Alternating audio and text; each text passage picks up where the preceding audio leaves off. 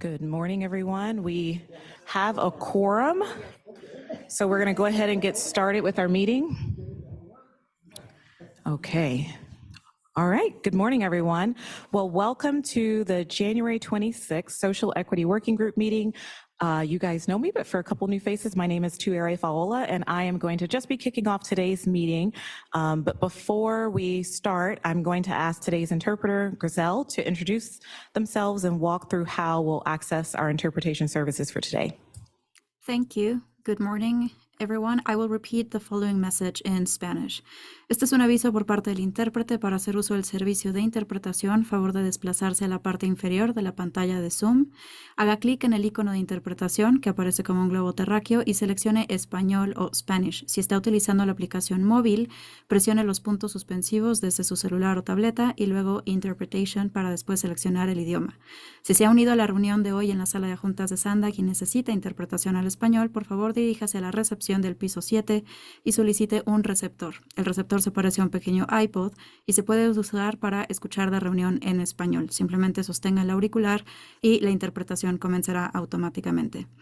To use the Zoom interpretation feature, please scroll to the bottom of the Zoom screen where the meeting controls are and click on the interpretation icon that appears as a world and select either English or Spanish. If you are joining using the Zoom mobile app through a cell phone or tablet, please press the ellipsis and then interpretation. If you're joining us today at Sandag and need interpretation into Spanish, please check out a headset from the receptionist on the 7th floor. The headset looks like a little iPod and comes with an earpiece, which you can use to hear the meeting in Spanish.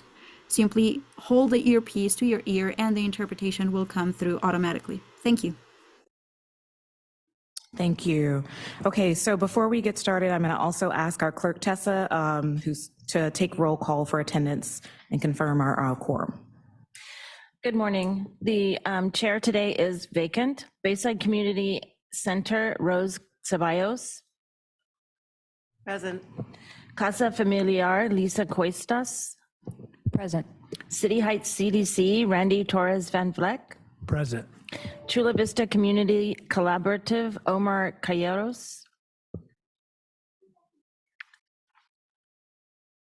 He has currently exited the room, but I believe he is present for the meeting. El Cajon Collaborative, Rosa Alcaraz. Present. Mid-City CAN, Belen Hernandez. Present. South Bay Community Services Corporation, Kathy Limbo. And Kathy is absent. Olivewood Gardens, Claire Grubner. Present. I'm just going to check on South Bay Community if Mauricio Torres is here. Torres? Okay, that agency is absent. Operation Samahan, Paul Ekdao. It's Ekdao and present. Ekdao, thank you. Urban Collaborative, Barry Pollard. And Vista Community Clinic, Erica Leary. Present.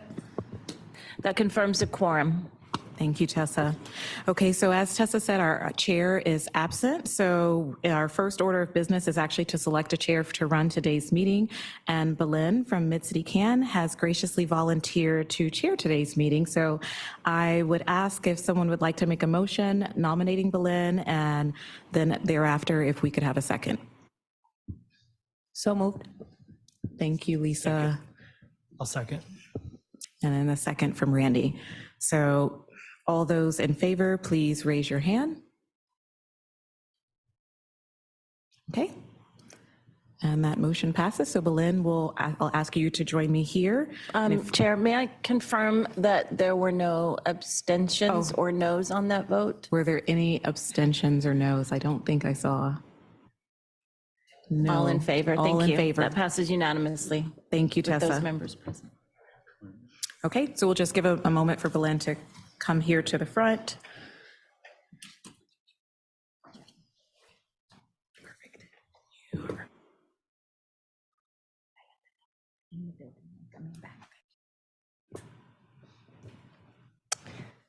Thank you, Terry. Before we begin with our agenda item, I would like to review the meeting process for both the working group members as well as members of the public who wish to participate.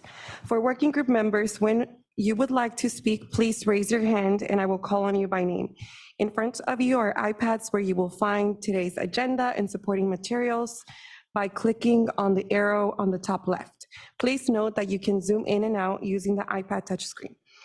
Clerk, you can provide a quick reminder on how the public comments will work. Can you please provide it? Tessa. I apologize. As noted on the cover page of today's meeting agenda, in addition to the email comments, public may provide live comments during today's meeting. If you're here in the room and you want to provide comments on any item, please submit a speaker slip prior to the item being taken by the board, by the committee. If you're a member of the public on Zoom, raise your virtual hand to comment and you will be called upon either by the name that you have put on the record or by your phone number. I will call on members of the public by first that are in person, and those that are on Zoom will follow. And the instructions for providing live comments are on the bottom of the cover page of today's meeting agenda, which can be accessed on our Sandag website. Thank you.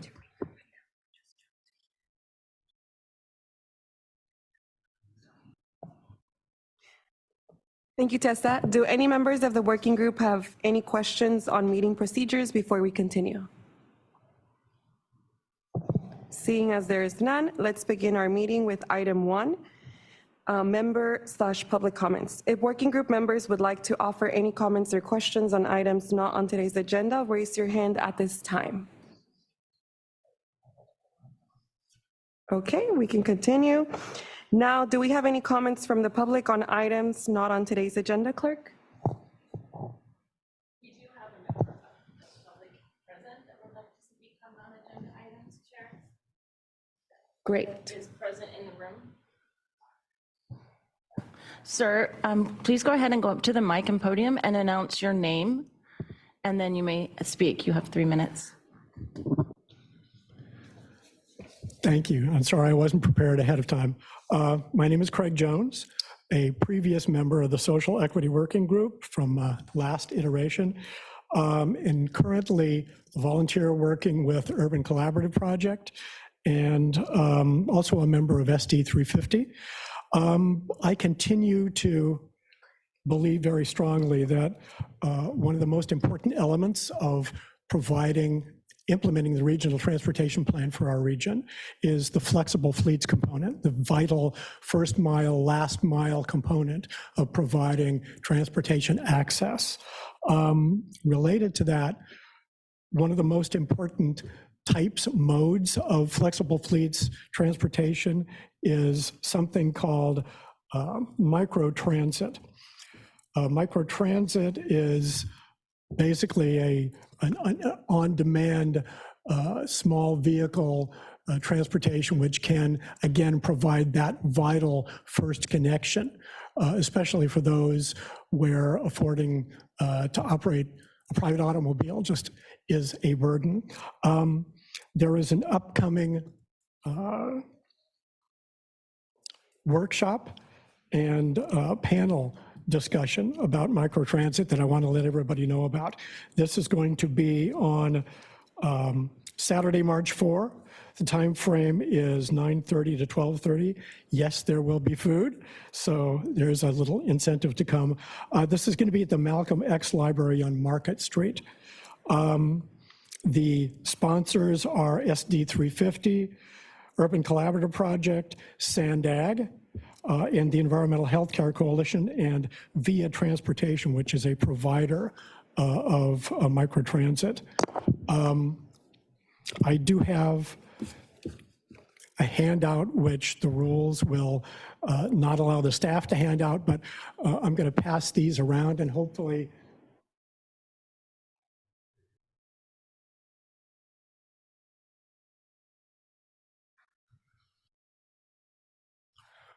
hopefully you'll be able to attend and let your community members know that this is an event to attend. Again, on Saturday, March 4, 9:30 to 12:30 at Malcolm X Library.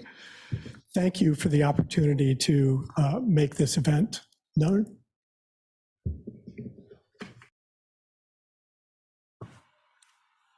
Are there any more comments? And that concludes the public comments on this item. Thank you. Thank you for your comments. We will move on to the next item. Item 2, we will now proceed to approving the October 27th meeting minutes. If working group members would like to offer any comments or questions, please raise your hand at this time. Seeing as there are no comments, do we have any comments from the public? There are no public comments on this item. Okay, thank you. May I have a motion to approve? Recognize Barry has motion to approve. May I have a second? Rosa seconds. After the vote, okay. May you announce we need. Okay, I have a motion by Barry and a second by Rosa. Those in favor, please raise your hand. Okay. Any abstentions? Any abstentions or noes? And one abstention. That motion passes with those members present and one abstention. Thank you. Moving on to the next item. Item 3. Today we have Tueri Feola, SANDAG Principal Regional Planner, who will provide us updates on SANDAG's initiatives. Thank you, Belen. So I'd just like to go through a couple of updates, but before I go through them, I would like to ask, we have a new staff member here at SANDAG who is going to be serving as the new liaison for the Social Equity Working Group. So I'd like to just give Paula an opportunity to introduce herself, and then I will go over a few announcements.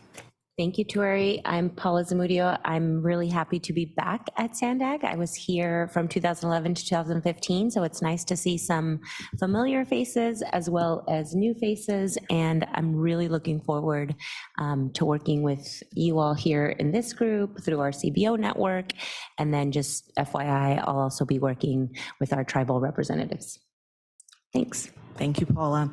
We're really excited to have Paula, and I know many of you had an opportunity to meet her during our project team meeting, but looking forward to each and every one of you getting to know her a little bit more, and we'll make sure that if you don't have her contact information, that we'll get that to you.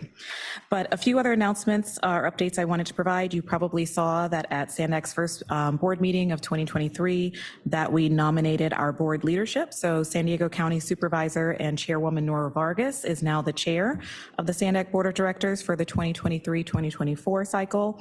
We also have our second vice chair, San Diego City Council President Sean Elo Rivera.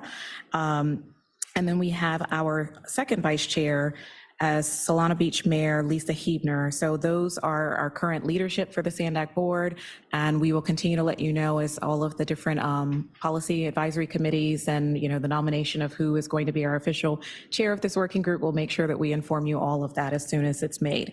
Another little just friendly reminder, and I know Kat has been doing a good job in keeping you updated on all of our upcoming meetings, but we are doing a joint working group forum for the 2025 regional plan. I know it might seem like just yesterday that we finished the 2021 regional plan, but we're now starting on the 2029 or 2025.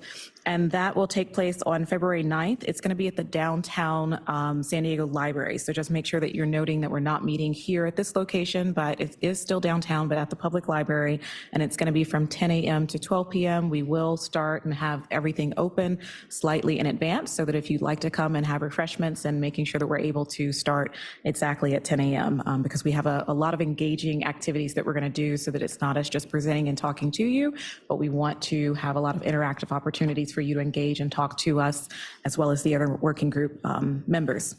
And then the other thing, I just want to thank you all. I know that you were all very instrumental in helping us complete a lot of our outreach and engagement for the Regional Early Action Planning grants for our housing program here, and getting us feedback and input on what to put in our application for the proposed uses for the $43 million that our region is eligible for. We did submit our application. The applications were due at the end of December. We submitted, I believe, on December 16th. So now it is with the state, and we are awaiting feedback from them before we know that our application is completely approved. So we'll continue to bring you updates, but I do just want to say a huge thank you to all of the outreach that you guys helped us to conduct, from passing out the survey to setting up different events, because we were able to use that in submitting our application towards accelerating affordable housing in the region. So with that, I will turn it back over to our chair. Thank you. Thank you. If working group members would like to offer any comments or questions, please raise your hand at this time. Yes, go ahead. Thank you. I was just curious, once we hear back from the state on the REAP application, what sort of involvement this group might have? Yes, so as part of our application, actually it was part of our 10% application for education and outreach, we have carved out, I believe, don't quote me on the dollar value, but I think it's around $500,000 that we're looking to work with community-based organizations, this group that we have here included, to support some of the outreach and education for all of the proposed uses. So we haven't worked through the exact details. Now that I have Paul on board and some other staff members, we're going to talk about, and we'll be bringing this, I think, to some of our project team meetings to discuss effective outreach and communication. We want to make sure that we have the opportunity to work with the CBOs, not only just on like shaping how the program was, but also as we move through the program, that we are doing proper outreach and education, and that the community has the ability to weigh in even as the work is evolving and continues to take shape. So all the details haven't been worked out, but the vision is that we would provide financial support to ensure that you guys are able to help us in engaging throughout the process. The grant program ends on June of 2026. Thank you, Claire. Are there any other comments or questions? Okay. Now, do we have any comments from the public, clerk? There are no public comments on this item. Then we will move on to the next item.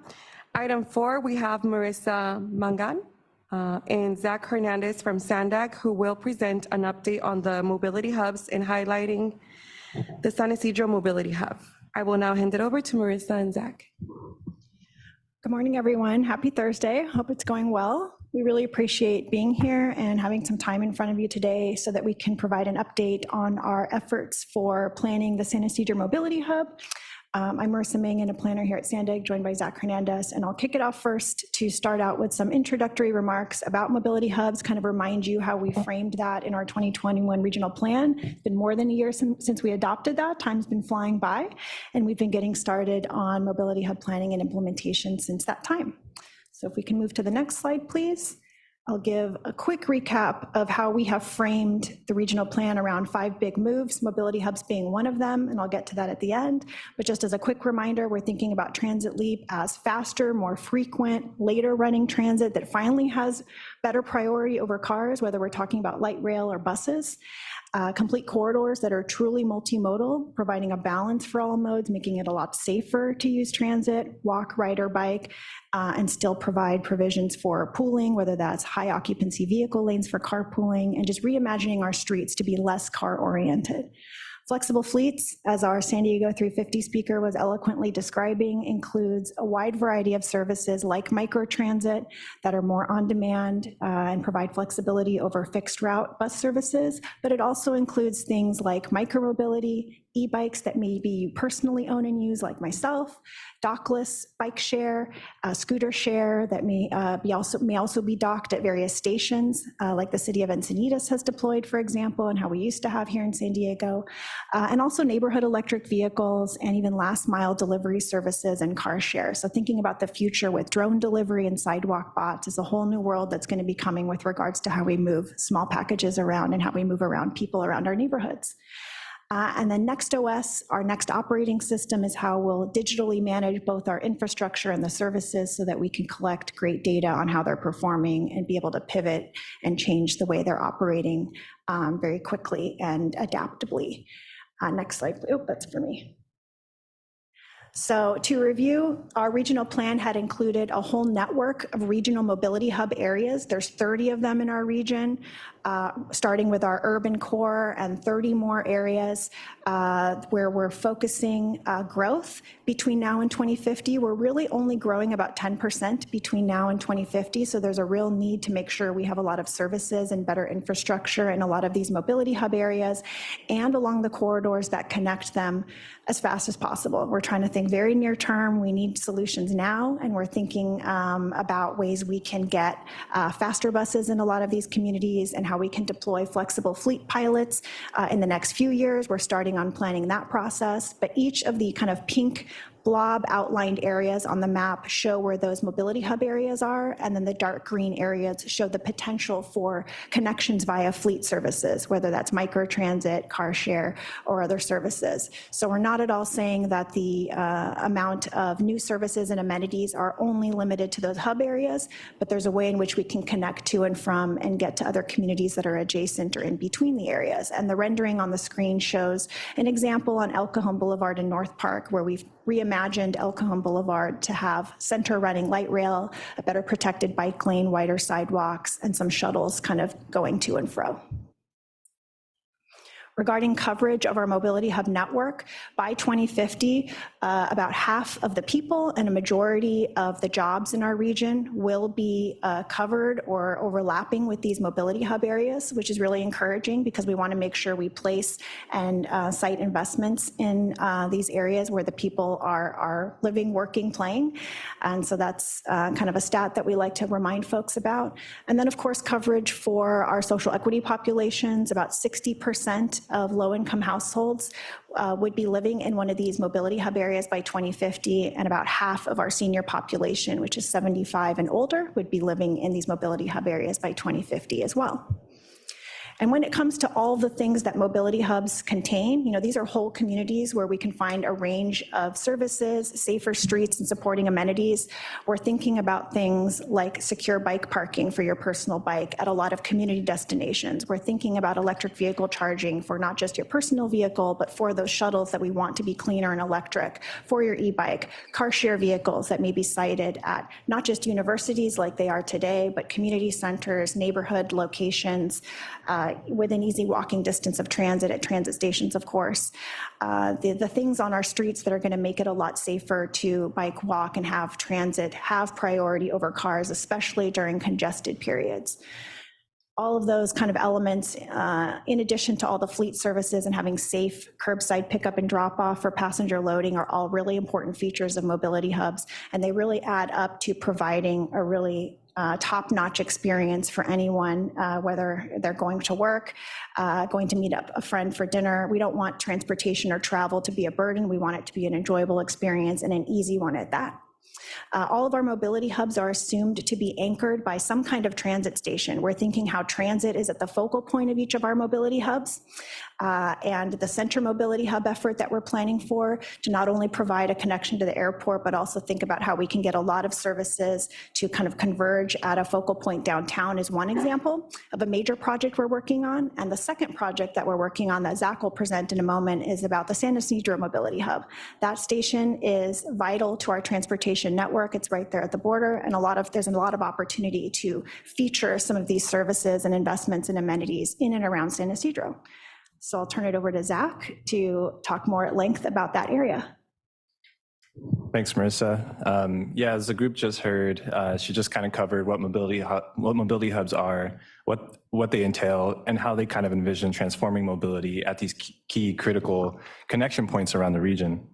These strategies, like you just heard, are really multifaceted, and at the border, it's really no different. But there, specifically, we have a really big opportunity to better serve and better connect not just regional travelers and the local community, but a significant cross-border population that really fuels our binational economy and the culture that we're known for. So when you take a look at where people are making connections today, where transit ridership is high, where people want and need to go, it doesn't take long to notice that our ports of entry are already kind of facilitating really high levels of this demand and this cross-border flow.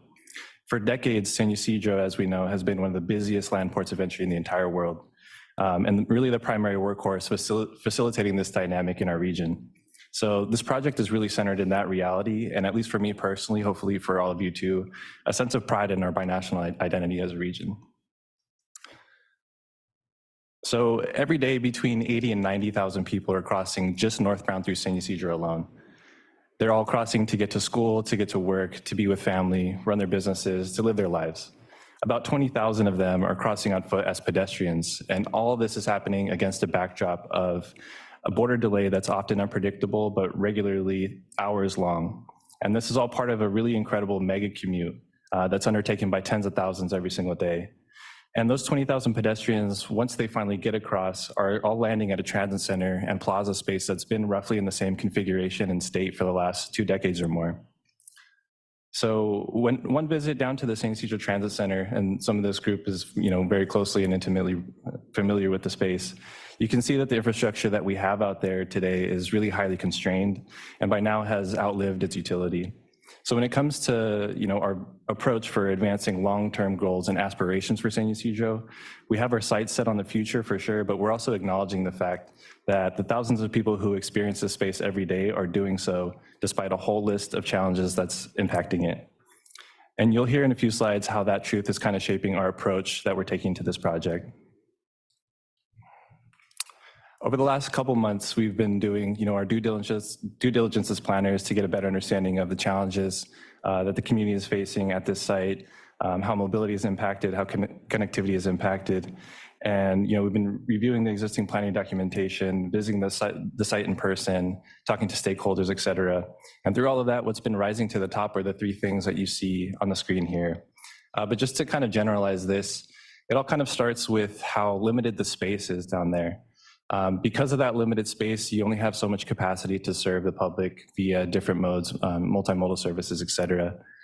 That limited space and the way it's configured especially leads to a lot of conflict points and pedestrian safety issues, connectivity issues, where you have pedestrians and vehicles and transit modes all converging. And then the overall layout, the configuration, the way things are built today, often I like to describe it as overcomplicated. It really doesn't lend to an optimized user experience. And that also kind of obviously works against our goals and mobility goals specifically. So with that in mind, our approach includes 2 phases. A phase 1 that focuses on how we can improve and get more out of the existing transit center by addressing those longstanding issues. And we've heard from the community members several times that they're all for a grand vision for San Ysidro, but they're also weary of having to wait another 10, 15, 20 years for any improvements to be made. So phase 1 really helps us address that concern, show that we're serious about making improvements while we set the stage for a longer term, broader vision for the ultimate facility, the San Ysidro Mobility Hub. So that's when phase 2 comes in. And this really builds on the near-term improvements that we developed with phase 1 and leads to a broader, more comprehensive planning effort to build a vision and advance the future San Ysidro Mobility Hub as it's laid out in the plan, regional plan. And essentially, this is when our longer-term ambitions and aspirations come to the surface. We get to incorporate a wider array of design, mobility, land use considerations like Marissa just kind of laid out. And phase 2 is also where we get to explore different scenarios where we incorporate a potential cross-border trolley, new rail connections, new mobility services, new development opportunities as well. In terms of where we are currently, phase 1 planning is underway. We expect to conclude this work by hopefully summer this year. And shortly after that, we'll get into the environmental analysis work that we need to get these improvements, these near-term things, shovel-ready, as we like to say. Parallel to that, we'll be working on starting an RFP to get started with the phase 2 planning work. This will be likely started later this year. So we just talked about the site challenges a few slides ago, and with any good project, you need pretty straightforward goals and clear goals. And for phase 1, we've simplified this down to 3 things. Primarily, and kind of obviously, we want a more optimized transit center in terms of mobility, in terms of safety, in terms of access. We want to improve the user experience, which today leaves a lot to be desired. But ultimately, we want to prime the phase 1 improvements to be ready in the near term. So this is making improvement within 5-10 years, hopefully sooner, to really improve the user experience while we set the stage for the phase 2 longer term mobility hub planning work. Then we have kind of more tangible objectives to move us towards those goals. And generally, these involve measures to untangle the site redesign it to maximize capacity for transit connections, improve pedestrian safety and connectivity, and create a more intuitive and efficient space to move around generally.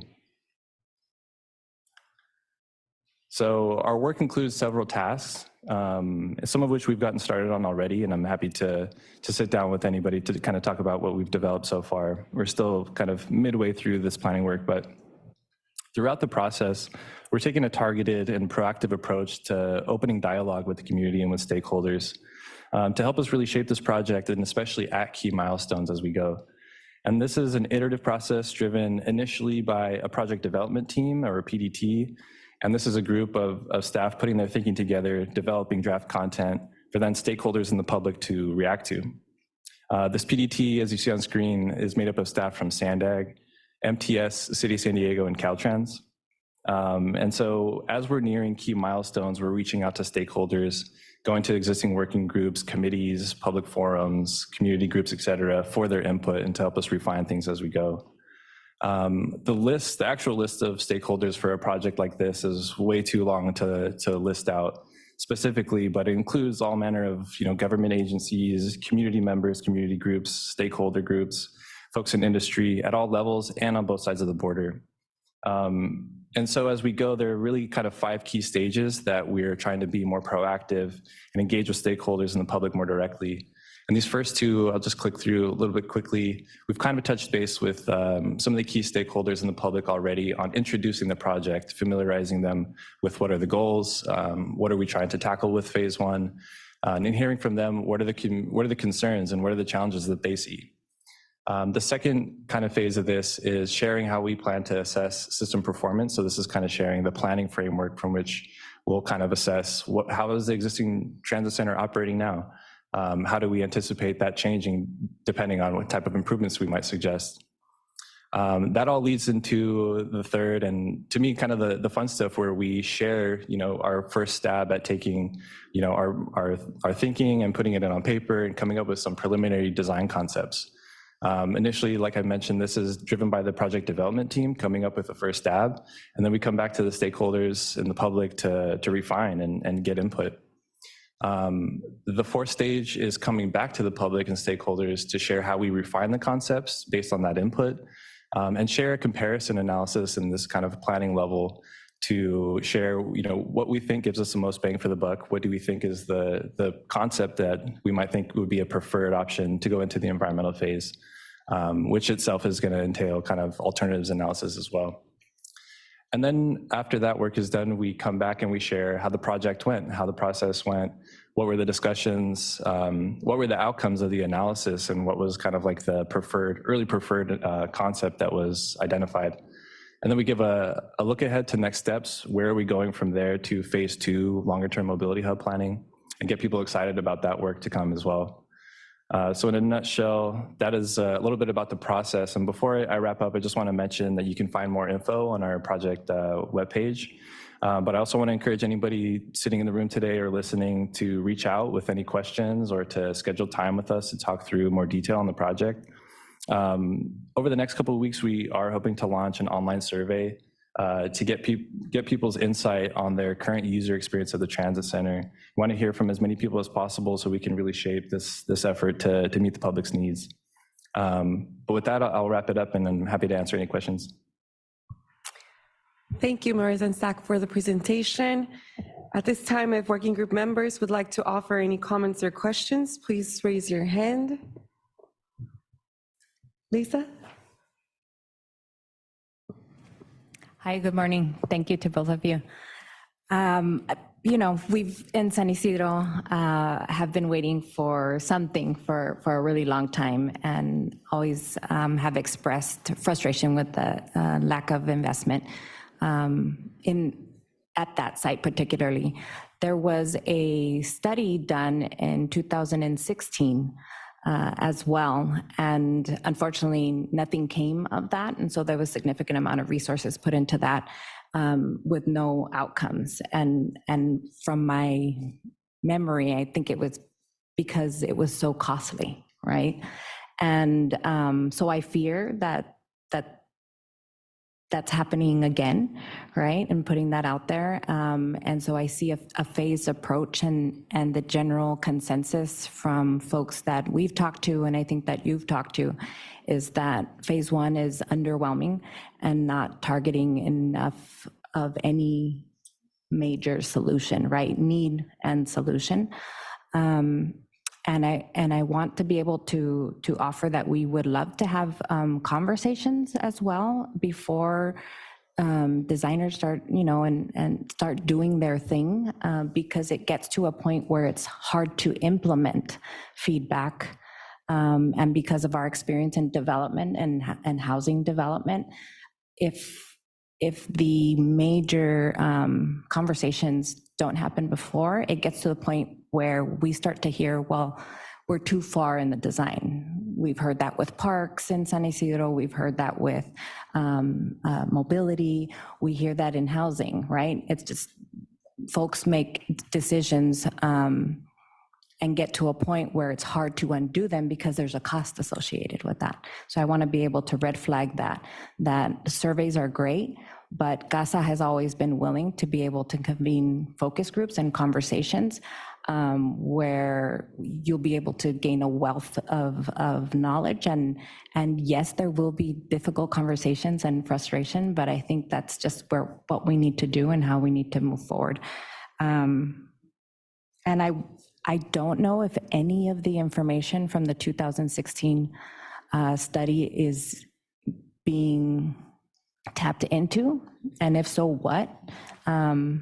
And then I think my last point is we would also just want to continue to highlight how important it is for SANDAG and MTS to collaborate and talk, because there's so many issues that connect with both agencies in that region, and a lot of, bathrooms, again, like bathrooms is such a huge topic for San Isidro and the condition that they're in. And a lot of the photos that were presented today, that was on a great day or really super early in the morning. And so real talk, getting there, having real conversation, real images that folks have to deal with a certain kind of an experience every day, I think will allow us to have better conversation if we can get real quick. So thank you. Thank you. Are there other questions or comments? Omar? Hi, good morning. Just thank you, Lisa, for sharing all that. I think there's a lot of wealth of knowledge, being a San Isidroan myself, also being one of the kids in my youth, crossing the border to continue my morning life in the United States. And there's a lot to consider there, right? And obviously the stakeholders are the people that come across every day. I think you mentioned 20,000, was it 20,000 pedestrians? Just pedestrians. In total, I know it's far more than that. And that's a tall task to organize a system so that they can come through in a timely fashion where they feel safe. And to consider that this is our working force that comes to the United States every day because they can't afford to live in San Diego. These are our students. These are essentially our community members. So it's just a border that divides us.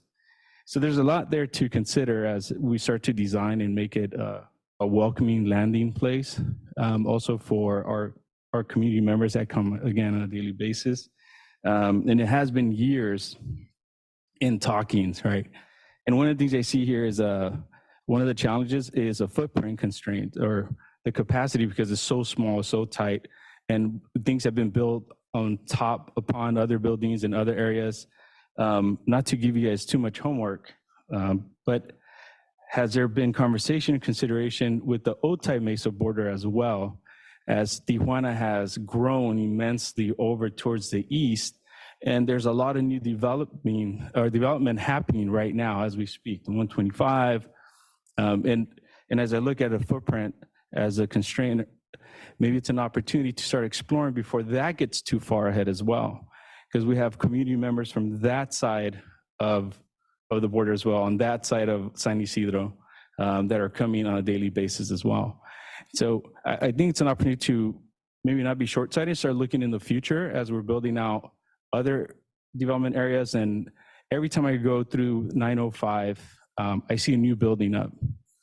And so I think this is a great opportunity to start looking at that before it's too late, because then we'll have to tear down buildings or tear down streets to build new streets, and that's more expensive than starting from anew. Thank you. Are there other comments from working group members? Rosa? Hi, thank you. I just had a couple of questions and concerns about the San Ysidro Transit Center. Is that I know that you're talking about all these people that you're planning to come on board, but do you have like a goal that I know you want to reach in the future for the additional pedestrians and cars coming through? So do you have that already planned in your budget as far as increase the population? Because like I said, it's growing, it's a massive area, it's continuing to grow.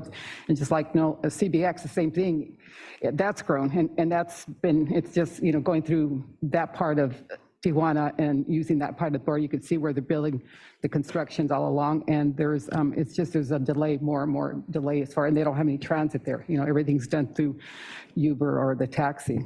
So, if you have a plan for that. And also, as far as I was looking at the coverage and the availability, so there's going to be a lot of seniors there in those areas. So do you have coverage, or do you have access for them in case, for the heat? Because, we do have times where it's hot. So do you have that also in mind for the people with a disability and seniors in your plan? And I think that was it. Those are the only really two questions that I had. Thank you. Okay, I will ask if there are any other comments. If not, we'll allow the staff to respond. Do you? Okay, so if you can respond to these questions, and perhaps also to the question about using the 2016 study data. Yeah, I guess I'll go chronologically, but the reason why we kind of took another look at how we're approaching investment in San Ysidro, taking kind of like a lesson learned from that 2014 Intermodal Transportation Center study, which the staff who at Sandag who led that are still here, and I'm kind of like picking their brain all the time. But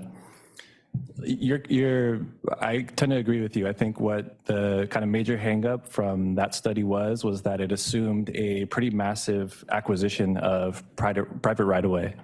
At the time, and I wasn't around back then, so I can't speak firsthand, but I think it was difficult to kind of, muster up the political and financial kind of willpower to accomplish that and then make the ITC vision a reality. Taking that as a lesson learned, we've kind of devised this approach, this phased approach, to look at near-term improvements that really make, significant impact on how the transit center is operating, which by extension is going to help user experience, increase ridership, et cetera, but that we can feasibly do within 5 to 10 years. And this is the type of conversation that we're tapping into, consultant experts on, what do they think we can design, we can actually improve the transit center with, that we can feasibly do within 5 to 10 years, where we have even less impacts, minimal impacts if possible, to private right-of-way, but still provide a better user experience. So that's kind of the name of the game for phase one.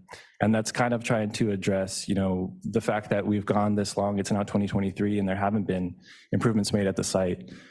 Instead of building out, envisioning out, a 30-year facility or a 20 to 30 year kind of future vision for San Ysidro, and then potentially being stuck in that same situation. So that's kind of my response really quickly to that first one. The question, I was trying to understand a bit on the first bullet about, I think it had to do with like projected border crossing volumes, knowing that, over the last few decades, there's been a massive increase in population close to the US-Mexico border, and the San Diego-Tijuana region is kind of at the heart of that. This study for phase one, we're taking into account, that the transit center itself as it exists today it already isn't keeping up with current demand. So we're designing it to be more efficient in terms of serving that current demand, but also making sure that as we get to phase two, we don't set a precedent where we limit ourselves to introducing more robust commuter rail service, more robust mobility services, so we can serve future demand. And there's a handful of different, research and planning documents that try to tackle projected, border crossing volumes, that sort of thing. So I can definitely follow up with more detail if needed on that one. And then the piece about shade and resting areas, the station amenities, that's all definitely part of both phase one and absolutely part of phase two. The deficiencies of the existing transit center are kind of at the core of what we're trying to tackle with phase one, and the user experience, shade, bathrooms, rest areas, et cetera, ease of travel, ease of transfer, pedestrian connectivity and safety. Those are all kind of like the key focus areas for how we're going about this preliminary kind of conceptual design, if you will, for this phase one project. Thank you. Are there any follow-up questions from those who asked? I have one on,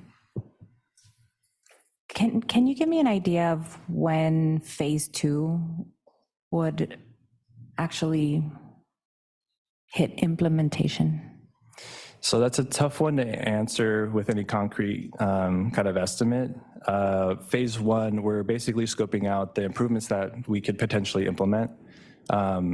Once we start the planning work for phase two, which like I mentioned, builds off of what we kind of come up with in phase one, we'll have a sense of what we're working with, how much we're expecting that future facility to, what's the spacing need, how big of a facility are we looking at, how much space are we going to need, what's going to be required to integrate commuter rail, potential cross-border trolley, as we all kind of are familiar with now, et cetera. So it'll be really hard for me to give you a solid number or a solid timeline for that. But as we get that planning work started, those details will become more clear. I'll just add that for not just San Ysidro, but every one of our regional mobility hub areas, when we're thinking about implementation, it is not ever realistic to think about when the whole hub will be implemented, because the reality is there's going to be different bits and pieces, whether it's a few flexible fleet pilots or some infrastructure improvements that all build up and add up together, depending on when we can secure like some grant funding to get it done. We seek that kind of grant funding kind of really relentlessly for a lot of these mobility hub areas, especially our priority projects like these. And so once the phase one aspect is done with trying to figure out at that immediate transit station site, what's the best new alignment or user experience at the station, we'll be thinking about those broader connections and how to pilot either new infrastructure and or services like microtransit and similar in that area. And also then, of course, working with the city of San Diego, who has all the land use authority, to make sure that that aligns. So it'll be iterative all the time. And that's how we're kind of approaching all the mobility hub areas throughout the horizon of our plan. We have a question or a comment by Randy, followed by Barry. Oh, thank you, Chair. Thank you, staff, for the presentation. This is a significant and critically important project for our region. And I appreciate the comments from Lisa from Casa Familiar, and someone who grew up in the South Bay and rode the Blue Line to the border as a youth, and now it is apparent that unfortunately the Blue Line and especially the San Ysidro Mobility Hub, in my opinion, has been on the back burner of regional investments. I appreciate the acknowledgement of that, and I hope that we can really correct that with near-term, immediate, significant investments. I do appreciate that there are phases broken out.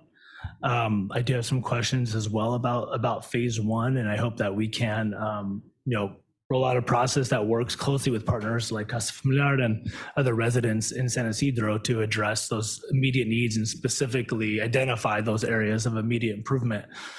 For phase one, is it possible, and perhaps you intended already, but is it possible in phase one to include bathroom access and dignified experience in that phase? Because that has been something that has been brought up for years. And is that feasible? Is within that scope for phase one?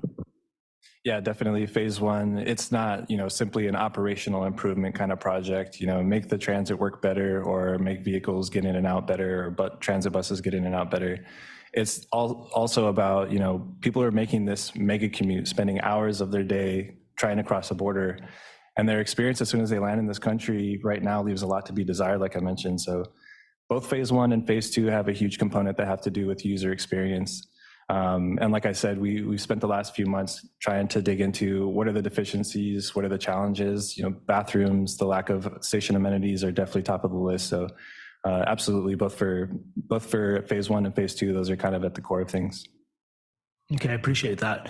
In regards to the phase 1, when you're looking at the pedestrian connectivity, I think that is really critical. The fact that you highlighted, and I appreciate that, 20,000 people cross the border every day on foot. That's roughly 25% of all border crossers, which is, we're at the most popular land port of entry in the world. That's significant. It is a bit disappointing when you think about the small footprint that pedestrians have relative to the percentage of people crossing.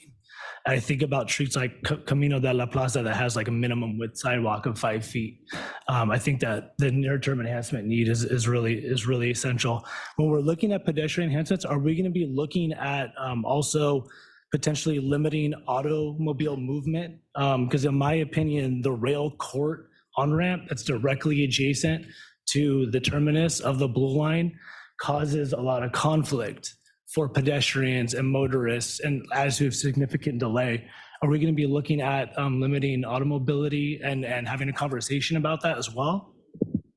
Yeah, that's a really critical piece when you look at, what makes up the current transit center. That vehicle connection on rail court right now is being abused by vehicle drivers this includes TNC and taxi that maybe it's not their fault. They just kind of land at the transit center and not sure really where to go. They end up parking on a red curb, or they end up kind of meandering around where they're not supposed to. We've talked to local SDPD personnel about that issue, and it's even difficult for them to be a presence down there because it's so hard to get to. While kind of like the main thrust or the core of this is improving, pedestrian connectivity and connectivity for transit and multimodal services, it's unavoidable for us to also tackle the existing kind of challenges around vehicle throughput. Obviously, we're prioritizing pedestrians and transit, but that piece about, what do we do with rail court? How does that function in the future? How does it function more optimally in the future? That's definitely a major consideration. And some of at least me personally, like my original thinking is, a half or partial closure of rail court would probably serve the site really well to obviously address the current kind of abuse of that space, but also to improve operations overall. Okay, thanks for that. And just to clarify, I was referring to the rail court on-ramp to the 5 North. Directly just on the west side of the terminus for the Blue Line. And then last question, and again, I appreciate this moving forward, want to elevate that. This is a original priority and hope we can treat it as such, and I get the sense that it is. It is, specifically called out in the 10 Transit Lifelines as a priority platform developed by the San Diego Transportation Equity Working Group. And last question, and I'll be done with that after that. Is there funding committed right now for capital improvement projects in phase 1? So phase 1, the funding that we do have identified and is accounted for basically gets us through the majority of the environmental work, which will start after we conclude this initial planning study. After that, we have some funding to get us started with the phase 2 planning work. We're looking for additional sources to help supplement that and make sure that the phase 2 planning scope is robust enough to really do the job. But beyond that, to fund, the full environmental clearance and final design and all that stuff for both phase 1 and phase 2, there's still kind of question marks there. Thank you, appreciate it. We'll go on to Barry. Hi, good job, you two. A lot of information. I have a comment and then a couple questions. One is, even though we saw what the potential outreach plan was on the slides, I still didn't get a warm and fuzzy feeling that the community was not getting involved in a timely basis early in the process. That means even with the planning of what's going on, right? And That's what we're here for, is to include and make sure equity is built into all of these projects and processes. So I wanted to emphasize that. I didn't hear a lot of equity in the design of the transit hubs, which I want to revisit in a second. So I just want to emphasize that point to you, and that is critical because what everyone is articulating came from the community, right? And there are probably more things. And the experts are the folks that live in there. Probably preaching to the choir, but I just wanted to emphasize it, okay? Secondly, is I'm sitting here thinking one of the fears for Southeast San Diego is that all of these big five moves are going to come along and we're not going to have the infrastructure to support that. What is the situation in San Ysidro with infrastructure? Are they current on the needs, on the equipment that they're going to need in order to support some of these improvements? Yeah, I think there's definitely some gaps that need to be closed to kind of realize some of the improvements that are envisioned in the 5 big moves in the regional plan. Some of the infrastructure to technology kind of connections. I think without being an expert on that in particular, I'd say there probably is some gaps. And there, it's not just, us two sitting here or Sandag in particular, but there's a lot of other actors and agencies that have a role to play kind of in that bigger picture of how the infrastructure catches up in order for us to have the environment necessary to implement these things. With this project, we're definitely going to be scoping out and kind of designing for something that both includes technology, infrastructure improvements to kind of actualize that, or tap into the potential of that technology. So definitely with basically kind of focusing in on the San Ysidro Transit Center and the adjacent kind of intersections and pedestrian connections, et cetera, there's going to be improvements that this study would propose and suggest, but there's more to it. It's a very impacted site, thousands of people using it every day. So it's definitely a more comprehensive conversation, but point we'll take in. Okay. Third question has more to do with my community. Are we on the list for a major transportation hub, Market and Euclid? Can you let me know later? I mean, we don't have to deal with it now. I'm happy to answer now. So, I mean, the Southeastern San Diego Mobility Hub is one of our areas. As you know, we've been working, or my teammates anyway, have been working with your Urban Collaborative entity organization to look at fleet pilots and supporting infrastructure, which is really important. I'm glad you brought that up. It's one of my worst nightmares to hear planners talk about deploying fleets without the streets that are going to support them, because the microtransit services are just going to sit and suffer from the same congestion as everyone else. So we have to think about them both at the same time. But Southeastern is an example of one of our prioritized fleet pilot areas for sure. And that trolley station area is of utmost importance to us.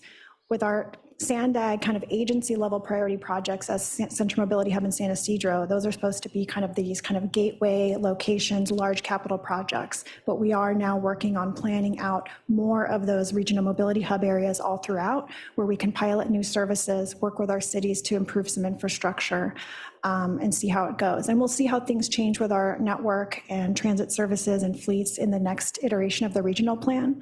But we're so far kind of keeping your community on there and those that we have in the network, because they need to provide better connections to the existing transit services, and it's a real ripe opportunity for new fleets.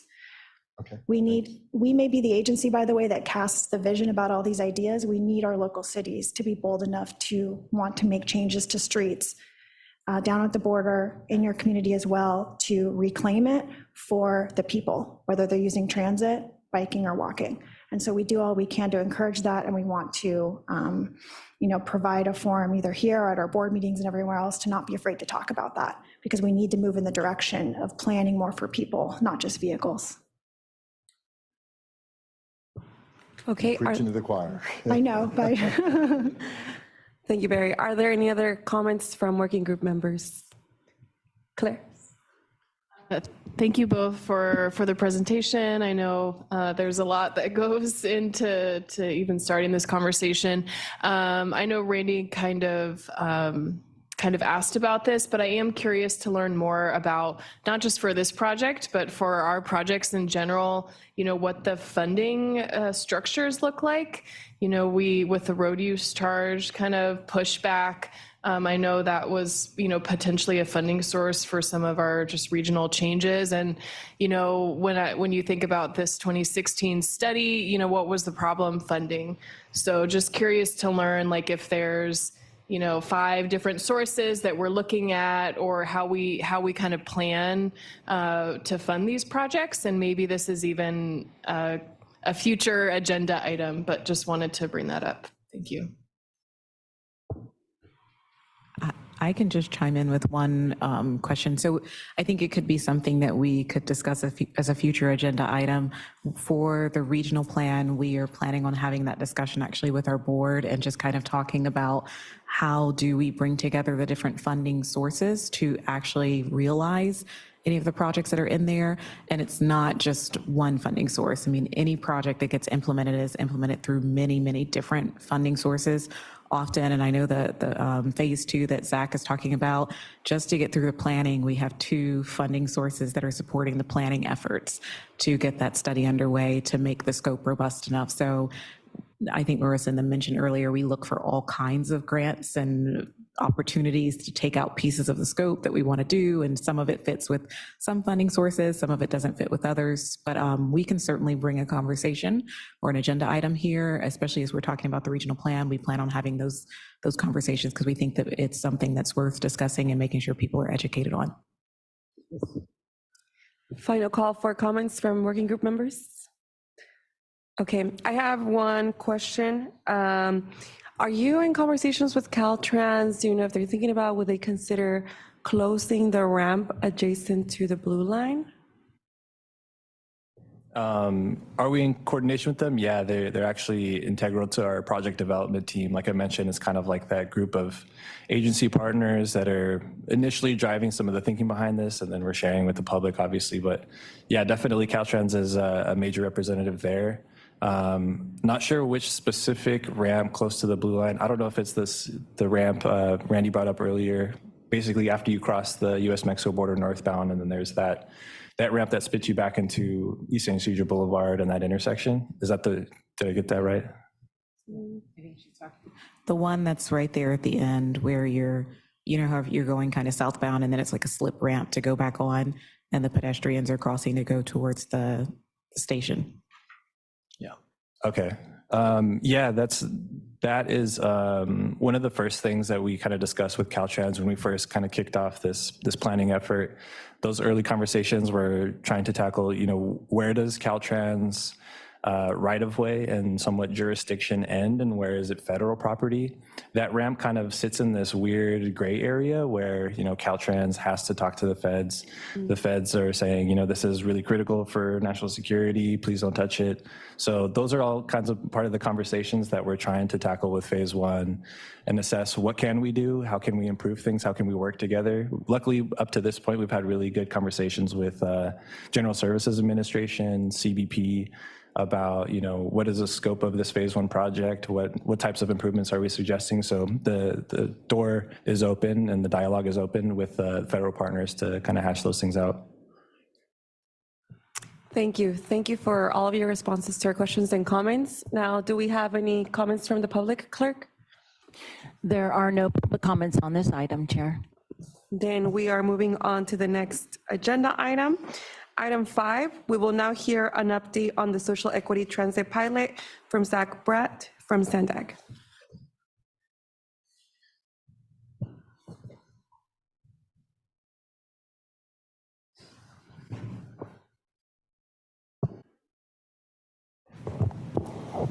Thank you, Belen.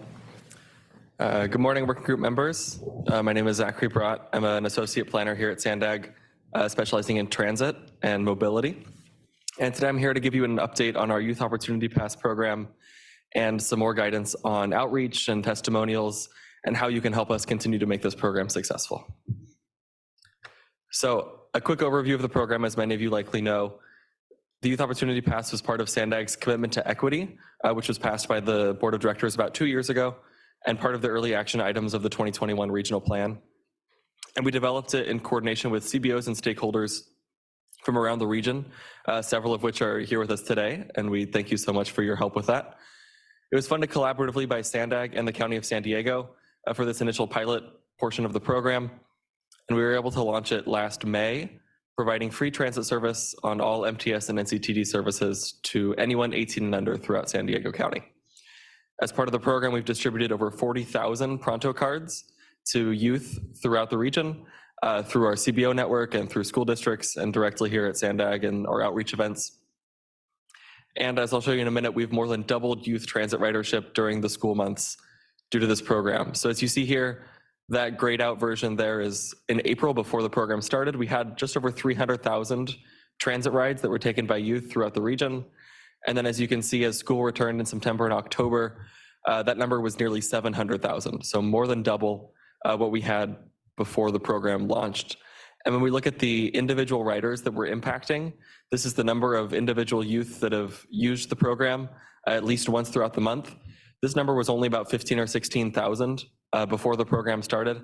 And as school returned and the program was fully implemented this fall, we see that number is nearly 50,000. So about a threefold increase in the number of youth who've been reaching with the program. And these youth are coming from all throughout the county. We've seen increased ridership on routes throughout City Heights, southeastern San Diego, National City, down in San Ysidro, and also a lot up in North County as well.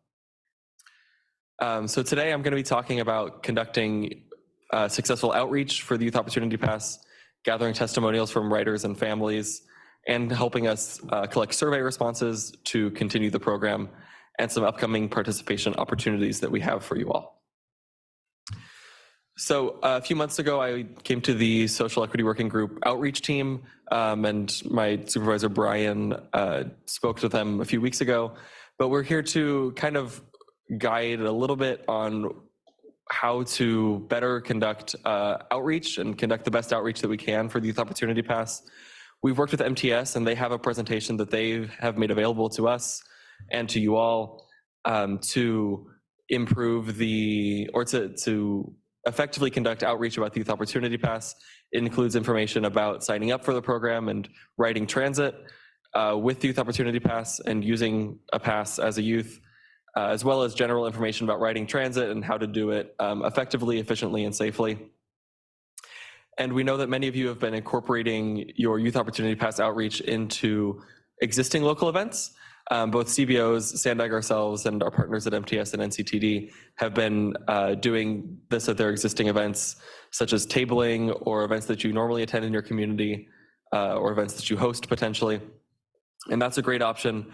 We know many of you also have hosted specific workshops for the Youth Opportunity Pass, where you can do more of a deep dive on educating youth and families about how to use the Youth Opportunity Pass, how to ride transit, and how it can be beneficial, and how to sign up especially.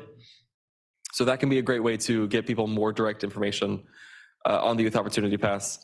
And this presentation is available for you to use for both of those, and we'll send that out to you all later today.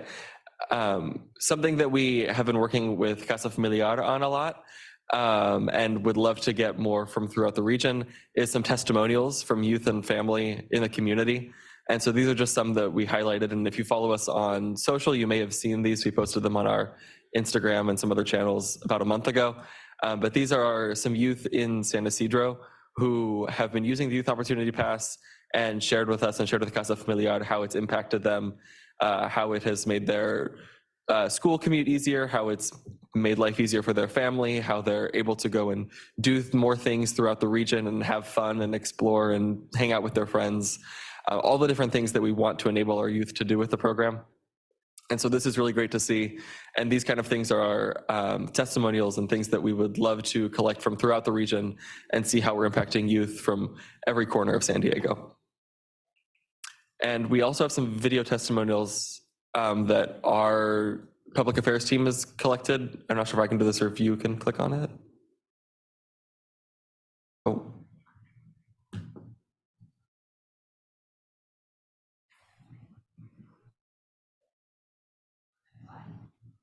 No, I clicked here and it took 2 clicks, but it worked earlier.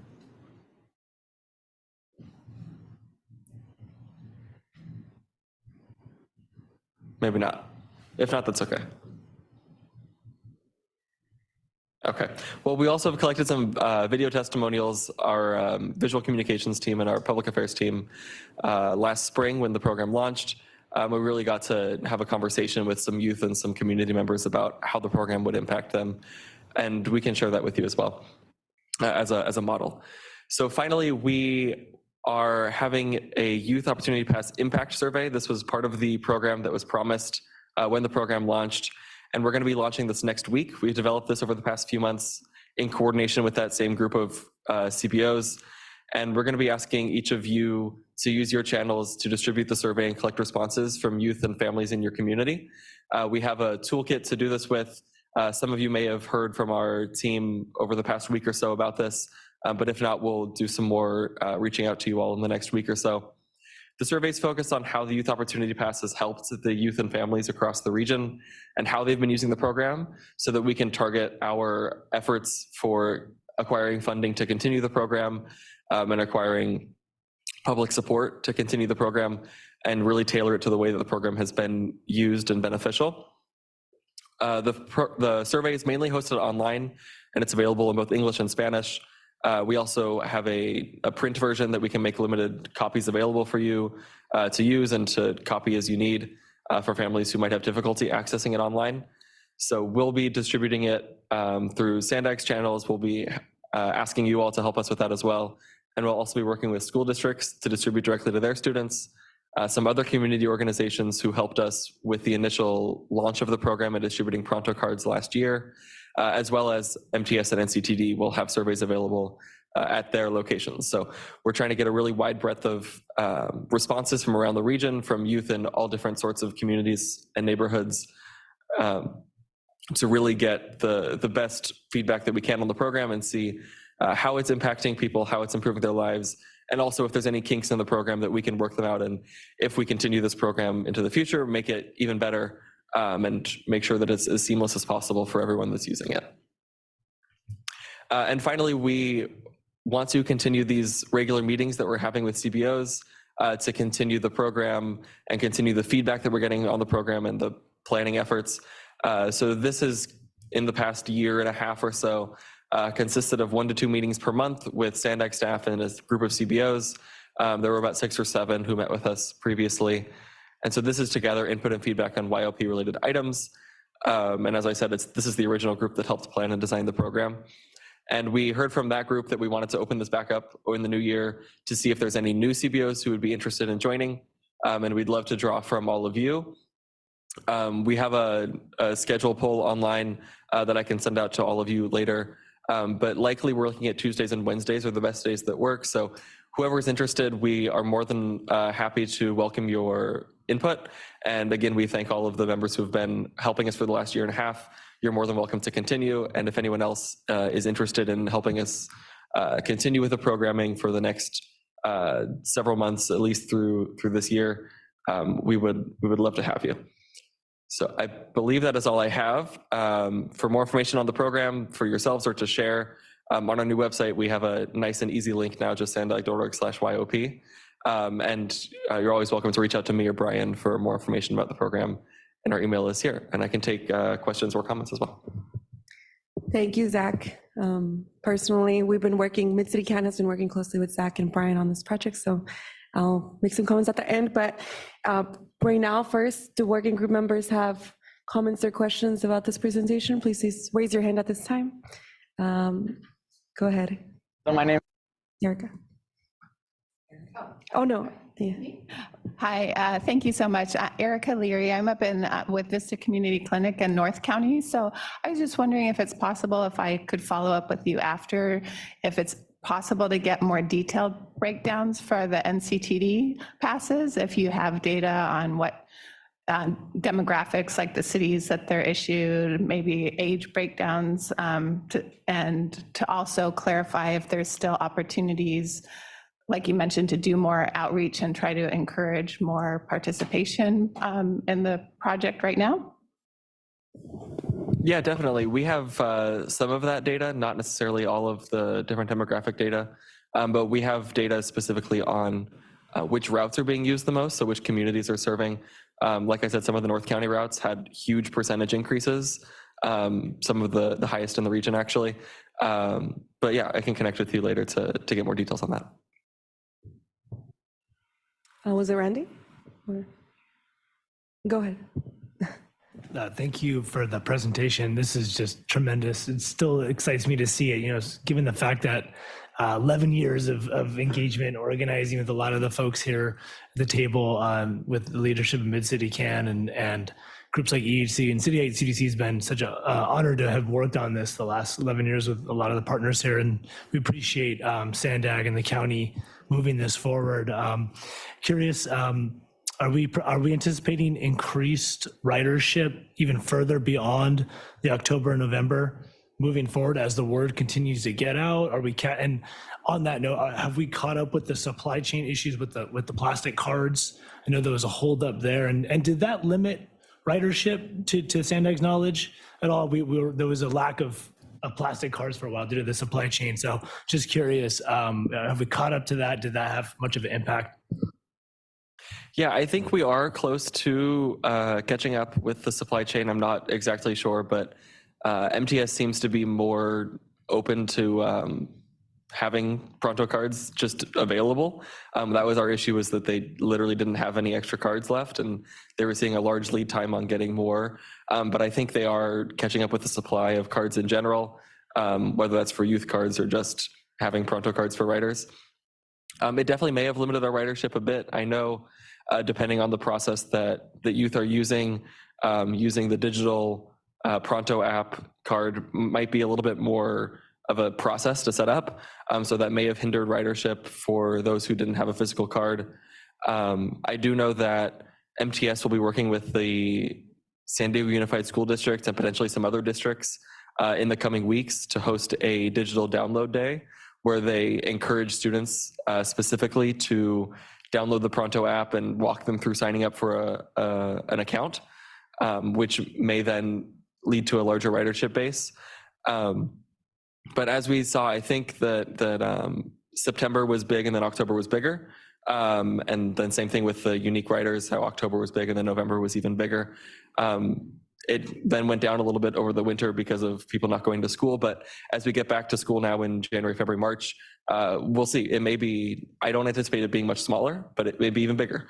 We'll have to see. And I'm not sure what the ridership patterns are historically for those individual months.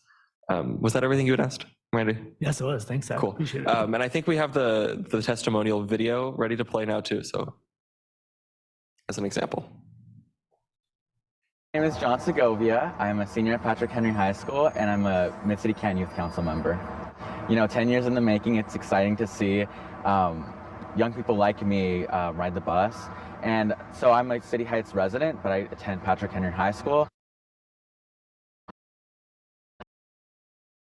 And I mostly attended Patrick Henry due to their opportunity in the arts, which is something I'm really interested in.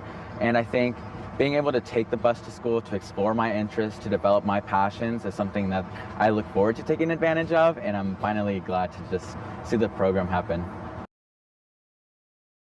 My name is Samuel Sharp. I'm a freshman at San Diego High School. Well, the Youth Opportunity Path allows me to go to a lot of fun places. I was just talking about the MTS Points of Interest list. So many great places you can take the bus or trolley to. Plus, it'd be really easy for me to take the bus or trolley to school. My name is Maria Cortez, and I am co-chair for ITCH, Improving Transportation at City Heights. I am excited about the kids having an opportunity to get to school on time, but it also gives them the opportunity to go to different surrounding communities that they've never been to.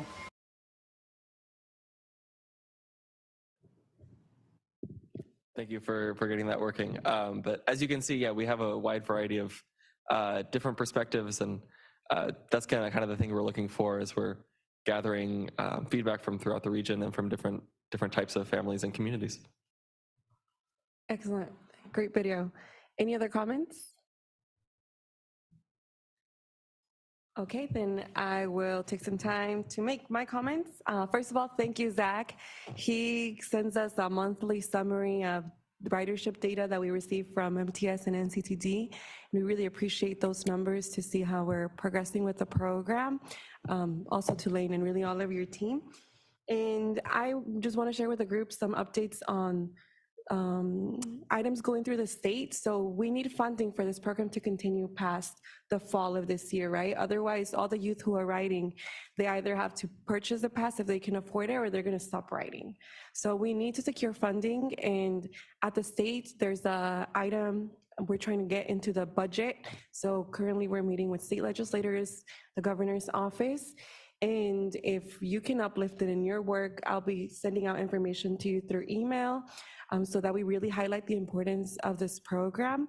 And this impact study is going to be really helpful with that, to show why this program works or how it works and what are the benefits to the people and also the transit agencies, how is ridership changing, even mode shifts, are we having more people also using, walking and using bikes and scooters and all of that.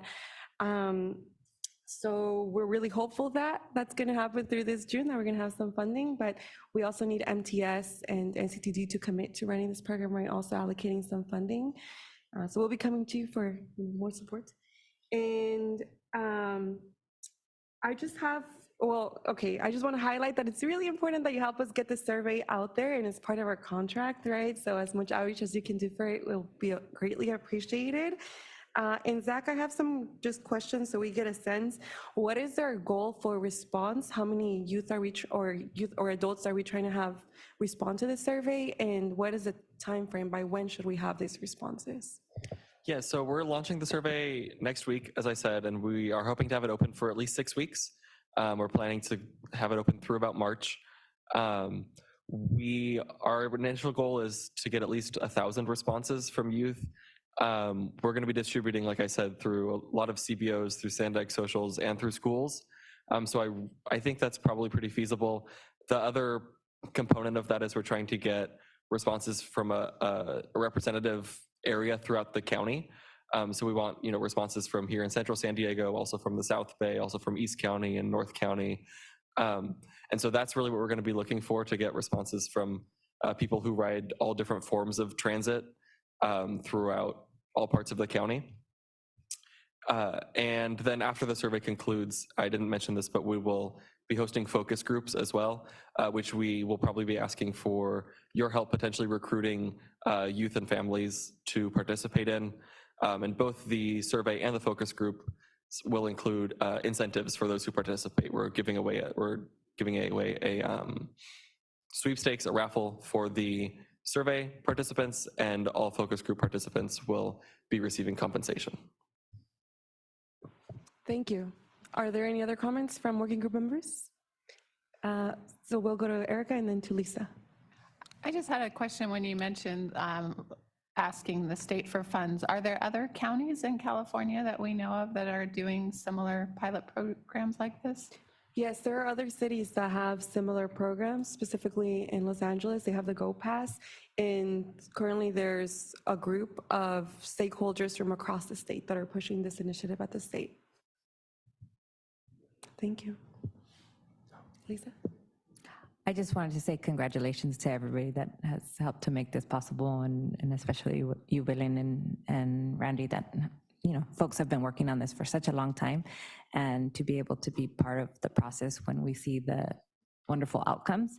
I hope this, I'm sure this will energize a willingness and push to keep this program. So thank you for that. Thank you, Lisa. Thank you to CASA for all their work on this project too. Great, then. Sorry, Randy. Can I just make one more comment, if I could? I just want to do a shout out to the staff and the leadership at Sandag too, for the structure of the process over the last year and a half has been great. The creation of the Transit Equity Pilot Working Group, which is kind of like a sub-working group of this group, the meetings, the transparency, sharing information, the willingness to incorporate the feedback into how that funding is spent, having millions of dollars set aside to determine how that funding is spent. is significant. So I appreciate that. And so, yeah, I think it's a great model moving forward. And we have shared this model with other agencies as well, like MTS. I think they're trying to replicate it for some of their work moving forward. So it's a great model for how community and agencies can work together. So I appreciate that. Thank you, Randy. Completely agree with him. Okay, is that it? Thank you. Well, do we have any comments from the public, Clerk? There are no public comments on this item. Thank you. Then we will wrap up this item and move on to the next one. Thank you, Zach.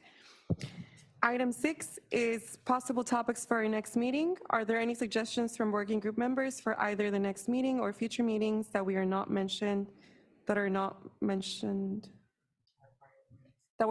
at our prior meetings? Okay, I have, Yeah, Rosa? I have a topic.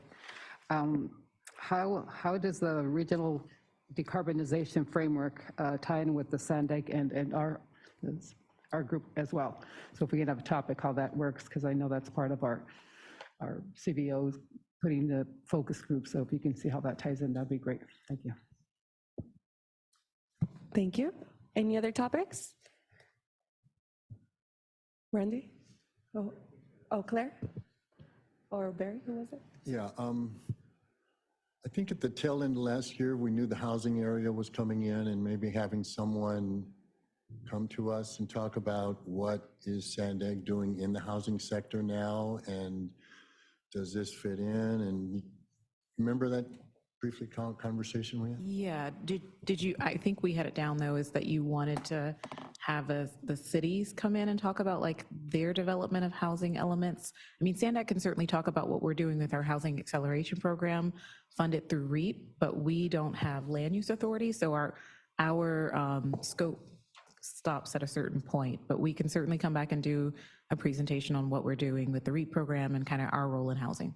Yeah, that would be a start. Then Okay. I'm sure that's going to be like a pebble in a pond. It's going to generate a whole lot of other questions and people to swing by. Yeah, we can do that. So our next meeting is, again, the special joint meeting, RTPs. but we can certainly bring a housing topic discussion and just talk about what SANDAG's role as housing is. Okay, thanks.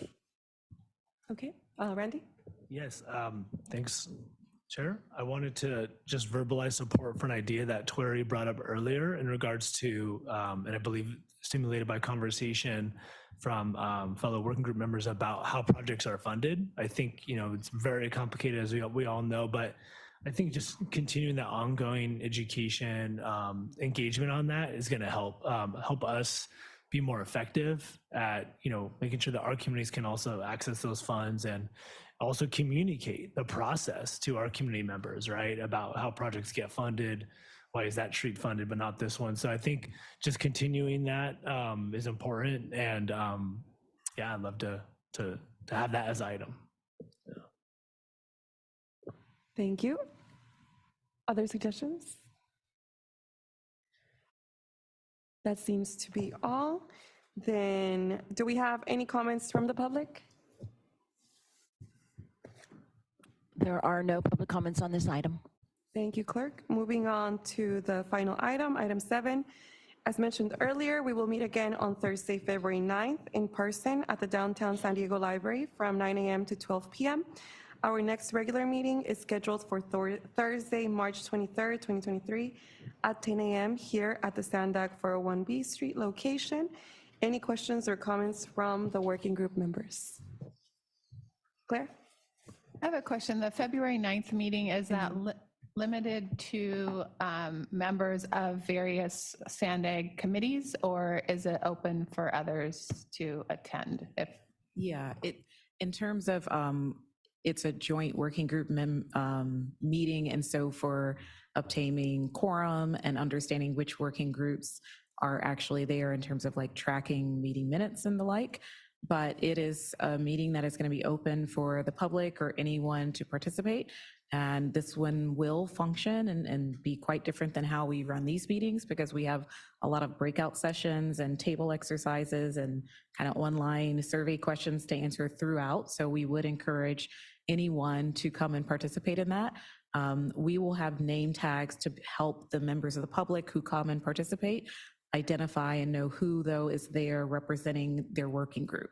So we'll have name tags for those of you. So when, for this working group in particular, when Kat coordinates and asked who is serving as the representative, it's important that we know who is serving as that representative of the working group for the day so that we can identify you as a member compared to those who are participating as part of the public. Thank you, Tori. Thank you, Erica. Any other comments or questions? Yeah, I got Mary? something. This is about maybe topics in the future. We've got some new folks. Maybe which in retrospect, right? Maybe if we can have like a flow chart of how ideas get from the community to getting on the RTP. Right? So they can have a snapshot sort of, you know, we have meetings here, we go out in the community, we get input back from them, and then just give them a little, all of us, not them, all of us, a nice little flow chart of how that works. Yeah. It was a little confusing, as I remember in the past, for me anyway, of how we got to the finish line. Yeah, Right. we can certainly do that. I think this is something that's coming up in the context of not just the working group, but we have a lot of new board members. So if you are able to tune in to any of our board presentations, we're doing a lot of what we call SANDAG 101 presentations, because there's also a lot of our newly elected, or they're not newly elected, but our board members that have not sat on SANDAG's board. So it's just new to understanding also the process here. So we do plan on having like a regional plan 101, which will actually be part of the presentation that we're doing on the 9th. But I think certainly as we dive into more of these kind of like educational series to help people understand the process and all the different elements of our work, we can address some of the specific things that maybe you want to hear about related to community input and how that feeds into the plan. Thank you. Any other comments? Okay. Clerk, are there any comments from the public? There are no public oh, I'm sorry. I do have one public commenter on Zoom, Carmina Paz. Go ahead. Go ahead. Hi, this is Carmina with the Urban Collaborative Project. I just wanted to bring up a potential topic for the next meetings, if that's okay. We had Nick from Caltrans attend one of our joint town council meetings, and he was talking about the corridor studies that are happening at the 94, potentially for 2024. And we just wanted to know more about that. So if that could be a topic for the future meetings, that would be great. Thank you. Thank you. Does that And that concludes the public comments. Thank you. Then that is all for today. Thank you for coming today. We are adjourned at 11:34 a.m.